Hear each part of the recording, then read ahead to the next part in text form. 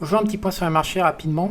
On me demande si je tiens toujours mon dollar contre euro. Donc, bien sûr, pas l'ombre d'un doute. Donc, je l'ai acheté au moment de la flèche, là, au début de cette année. Je me souviens très bien parce que j'ai failli acheter un voilier au Grenada, aux îles Grenades, à un Canadien qui s'est avéré être un petit peu menteur sur les bords. Donc, j'ai refait mon transfert dans le sens inverse en passant par du dollar canadien au milieu.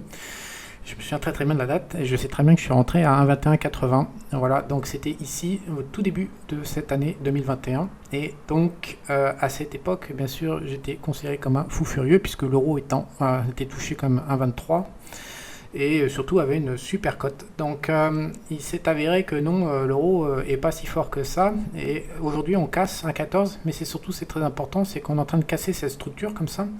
D'ailleurs, ça ressemble, pour ceux qui aiment les chartis, ça ressemble un petit peu à une tête épaule, voilà. Mais c'est surtout, moi, ce qui m'intéresse, c'est qu'on rebascule sous 1,14, justement qu'on réintègre le range 1,05, 1,06, 1,010. C'est cette partie-là qui m'intéresse. Tant qu'on n'y est pas, pour l'instant, je laisse dérouler le pari. Alors pourquoi l'euro baisse? Pour moi, pourquoi aussi j'ai cette certitude que le dollar, comme ça, va être plus fort que l'euro? Pour moi, c'est inévitable pour une seule raison. Très simple. L'euro, la force de l'euro, a toujours été de l'Allemagne et son absence d'inflation. Une devise est très sensible à l'inflation, puis c'est du débasement, c'est ce qui perd le pouvoir d'achat d'une devise. Donc quand on a une devise en interne qui supporte peu d'inflation, comme c'était le cas en Europe pendant très longtemps, c'est une force. Et en fait, les États-Unis avaient loin d'être le même niveau d'inflation, donc ils étaient obligés de compenser par des taux plus élevés. Et c'est comme ça que le deal était, et c'est comme ça que ça s'équilibrait.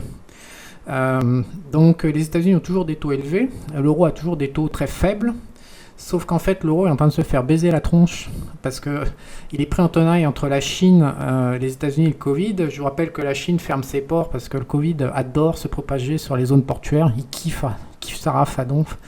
Et donc on ferme et on bloque le commerce mondial parce qu'il y a quand même 0,30% de taux de mortalité. Et donc, il y a plus de gens qui meurent, à mon avis, en Chine, piqués par des serpents que par le Covid, mais bon, c'est mon point de vue. Aux États-Unis, pareil, les ports californiens et à Seattle sont fermés, où il y a 1 million de containers en attente. Donc ça explose les prix à la production, et l'Europe est pris en tenaille avec ça et peut rien y faire. La BCE est complètement baisée, parce que si c'était de l'inflation générée en local, elle pourrait augmenter les taux, elle pourrait faire des manips, elle pourrait intervenir, mais là en fait elle subit de la part de ses deux principaux partenaires économiques une hausse des inflations qui se propage par les prix à la production. Et donc ensuite ça va impacter les salaires, c'est la pire des inflations, ça a un à voir avec de l'inflation monétaire, ça a un à voir avec un cassage de cycle économique. Là elle subit, il n'y a pas moyen, non seulement elle subit une situation de stagflation qui est déjà pas facile, mais en plus elle a aucun levier pour mettre fin à cette histoire, puisqu'on est dans de la décision politique avec deux partenaires qu'il n'est pas possible d'influencer. Donc pour moi l'euro est en train de perdre son avantage massif qui est l'absence d'inflation. Et comme en face, la BCE vit avec des taux à zéro depuis 7 ans et qu'il est absolument impossible, sans tout faire sauter les budgets, d'augmenter les taux, c'est le piège. C'est le piège, c'est tout, c'est inévitable. Donc là, il n'y a aucun moyen de récupérer l'euro. Donc je pense qu'à chaque fois qu'il y aura une secousse sur la scène mondiale, à chaque fois qu'il y aura un pet de travers, et ben le dollar va regagner du terrain par rapport à l'euro parce que c'est inévitable. C'est un pur enfermement sans aucune porte de sortie. Donc c'est pour est-ce que je tiens mon pari? Bah oui, en fait, c'est maintenant que ça devient amusant. C'était pas dans cette partie-là, c'était pas en 2021 que c'est amusant, c'est en 2022. Alors après, voilà, je mettrai fin au pari si des nouvelles informations surgissent qui seraient très défavorables aux États-Unis au dollar. Mais pour l'instant, dans l'état actuel des connaissances que nous avons, macroéconomiques et global macro, le dollar il a un boulevard et l'euro il va au piqué. Donc ça va prendre 1 mois, 2 mois, 6 mois. Mais moi je pense qu'on va avoir un 10, un 0,5. Après 2022, ça va être sport, il va y avoir d'autres infos à prendre en compte et on verra ce qui se passe pendant. Mais pour l'instant, sans aucune hésitation, oui, je conserve. Après, je vais revenir sur ma petite vidéo que j'ai faite il y a 2 jours. Nouvelle alerte sur le VIX, les actions vont-elles baisser pour qu'il n'y a pas fait recette, d'ailleurs 2350 vues. En fait, cette vidéo, elle parlait d'une structure de marché, c'est-à-dire qu'il y avait quand même un excès assez important de hausse, alors que le mois de novembre est probablement le meilleur mois de l'année.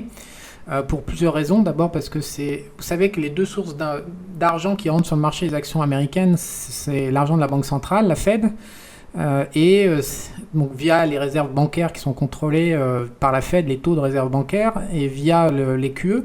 Et la deuxième source d'argent, en fait, c'est le gouvernement américain via sa fiscalité et ses décisions juridiques en matière de fiscalité des entreprises. Donc, qui génèrent des buybacks. Les entreprises ont plus intérêt à racheter leurs propres actions qu'à distribuer des dividendes. Et généralement, le plus gros mois de l'année pendant lequel les entrepreneurs américains, les responsables des grandes entreprises américaines achètent ces actions pour leur propre compte, au nom de la société, pour les détruire et réduire le flottant, c'est le mois de novembre. C'est là où il y a 12, 13... novembre et décembre, ça concentre, je ne sais plus, 22, 23 ou 24% de l'ensemble des rachats d'actions par les entreprises sur l'année entière. Donc il y a un énorme flux de cash qui rentre sur les actions, donc c'est normal que le mois de novembre ça soit très fort.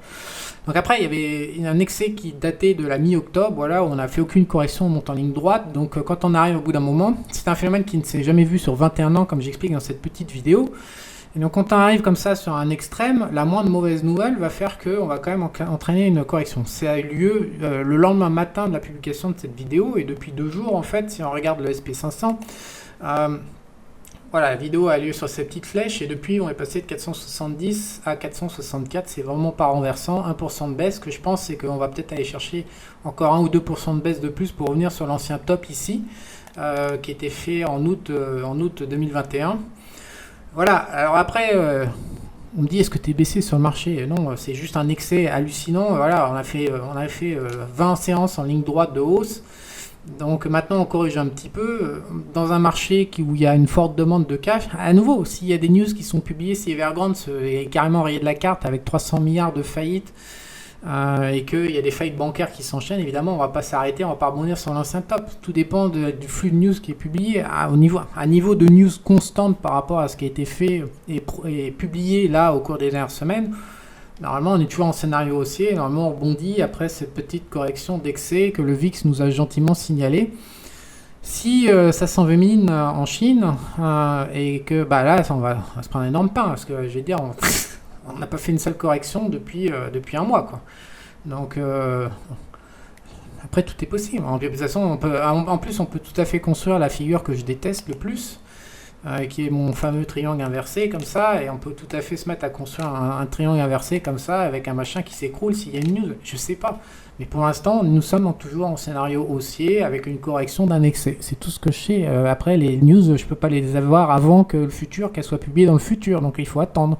J'ai reçu aussi des réactions comme quoi je parlais des marchés baissiers, où j'avais fait ma petite vidéo parce que je veux fourguer ma formation sur les indicateurs les 10 indicateurs pour plus avoir peur des marchés baissiers. Alors, ça me fait rigoler, à nouveau, parce qu'en fait, le but de cette formation, déjà, il est pour moi, et pour, encore une fois, traîner des positions et avoir le doigt sur la gâchette. Il faut savoir quand en extraire des marchés haussiers. On est quand même sur un bull market qui dure depuis 12 ans. Donc, c'est une utilisation personnelle. Mais le deuxièmement, c'est que l'utilisation la plus immédiate de ce travail que j'ai publié, que j'ai partagé sous forme de formation, pour moi, il n'est pas stratégique. Les modèles que j'ai, ils tournent derrière vous, et ceux-là, ils ne seront jamais partagés en formation. C'est justement parce que si on peut diagnostiquer la présence d'un marché baissier, et puis on peut diagnostiquer un démarrage de marché baissier, s'il échoue, et c'est la plupart du temps dans les marchés haussiers, les marchés baissiers échouent justement, ils s'enclenchent et puis ils n'arrivent pas à y aller, et les acheteurs reprennent la main et on rebondit, et c'est les meilleurs signaux d'entrée. C'est justement comme ça que j'utilise, c'est l'échec au break baissier. Donc là, oui, je sautille de joie, parce que c'est ça qui est...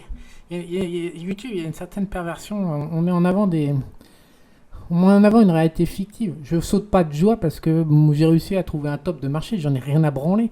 Je saute de joie parce qu'à chaque fois qu'il y a une correction, je sais derrière qu'il va y avoir un début de marché baissier, et ce que j'espère, c'est qu'il va échouer, que je vais pouvoir donc... Mais parce que ça, je peux le quantifier grâce à ces indicateurs qui sont dans cette formation, je sais le quantifier.